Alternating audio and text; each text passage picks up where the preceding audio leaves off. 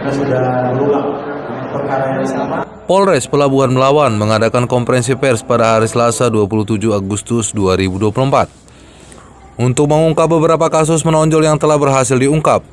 Salah satu kasus yang menjadi perhatian utama adalah kasus ruda paksa terhadap anak di bawah umur yang terjadi di wilayah hukum Polres Pelabuhan Belawan.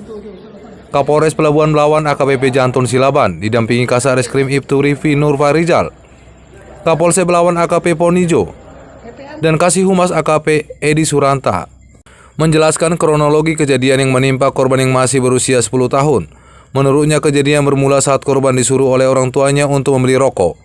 Dalam perjalanan korban dihampiri oleh pelaku M alias Dede 45 tahun yang berpura-pura mengenal orang tua korban dan mengajak korban naik sepeda motor. Akibat kejadian tersebut korban mengalami trauma berat dan saat ini masih dalam pendampingan psikologis untuk membantu pemulihan mentalnya.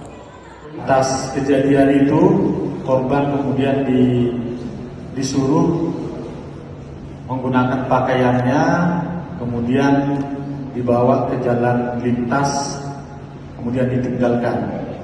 Karena orang tuanya menunggu, karena sudah lama menunggu setelah disuruh beli rokok tidak kembali, kemudian orang tuanya meminta salah seorang bintang Timas untuk menghubungi dan mencari anaknya. Ternyata anaknya sudah diamankan oleh orang lain dan dibawa ke polsek, dan kemudian dilaporkan kepada orang tuanya bahwa anaknya dalam keadaan trauma dan ketakutan akibat diruda paksa oleh pelaku atas nama M tersebut. Itu rekan-rekan ancaman yang kami terapkan terhadap pelaku yaitu pasal 76D junto pasal 81 Undang-Undang RI nomor 23 tahun Undang-Undang RI nomor 23 tahun 2002 tentang perlindungan anak dengan ancaman maksimal 15 tahun. Itu untuk perkara persetubuhan di bawah umur atau ruda paksa terhadap korban R.